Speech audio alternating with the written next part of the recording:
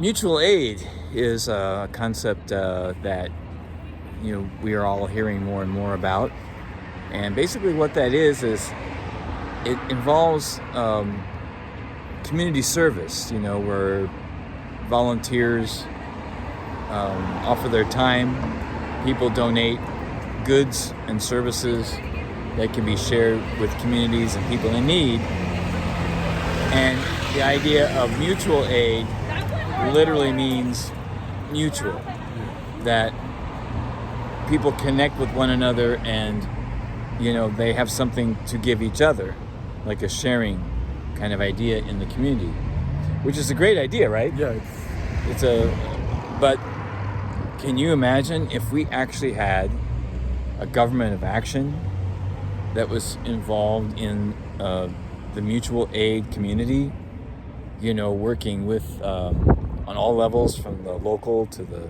state to the national, even international? Can you imagine how much we could get done? Exactly. How many people's needs would be Filled.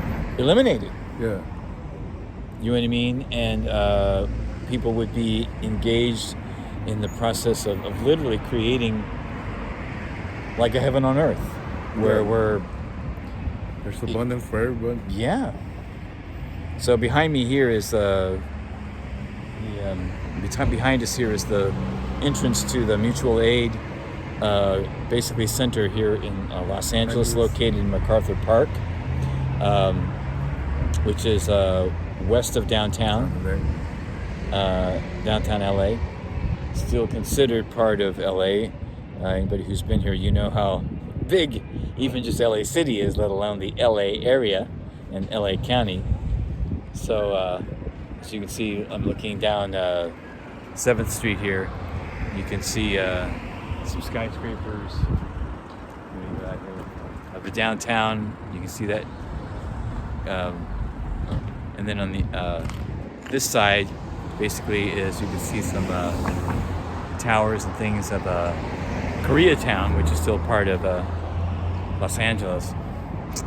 And so we're out today doing some outreach and finding like-minded people to talk to about our upcoming workshop here in Los Angeles, which is April the 19th.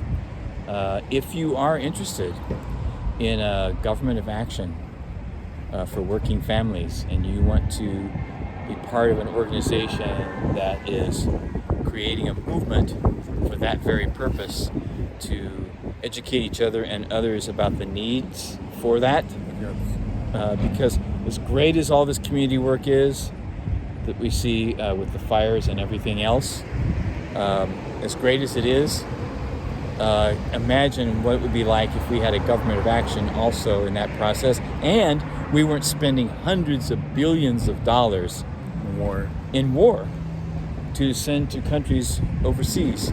And we all know we're paying for pensions, we're paying for health care for people in Ukraine. We've been paying for, I know for a fact, we've been paying for basically a free healthcare system in Israel for decades, and yet we don't have a single-payer system for the U.S. system that's much more efficient in this country, because it's single, not multifaceted. And anytime that in other parts of the world, like in social democracies, like in Europe, for instance, they'll have some private companies that are involved, but it's not to the extent that we have here in this country, where there's just way too many options for people to choose from that are based on for profit. We need a system that at its core is not for profit, and that is actually a healthcare wellness system and not a sick care system. So just imagine what could be done with all these hundreds of billions of dollars.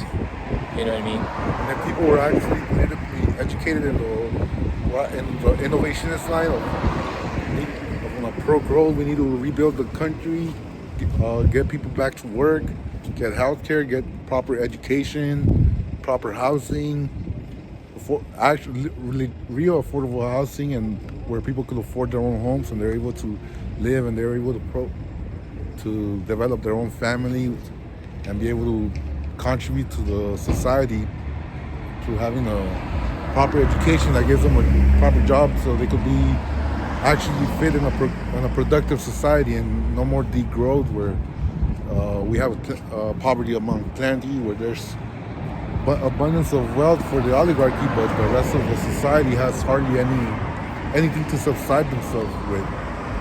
Like the grocery prices keep going up. That's right. Gas keeps going up.